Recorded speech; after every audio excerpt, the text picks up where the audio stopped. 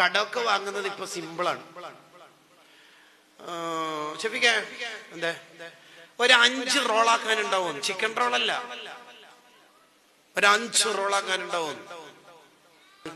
ഇവർക്ക് വീട്ടാനുള്ള വഴി എന്തായാലും ഇല്ല. പക്ഷെ 5-6 ലക്ഷം കടം വാങ്ങുമ്പോഴും ഇവര് പറയല് 6 മാസം കൊണ്ട് തരാന്ന്.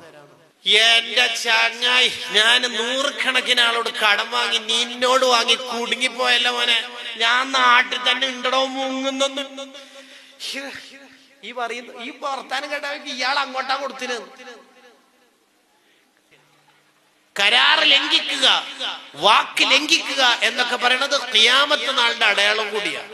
ഇപ്പൊ ആർക്കും കടം കൊടുക്കാൻ ഭയങ്കര മടിയാണല്ലോ. എന്താ കാരണം? ആ വാങ്ങിയ ഉഷാറ് തിരിച്ചു കിട്ടാനുണ്ടാവില്ല, കൊടുക്കാനുണ്ടാവില്ല.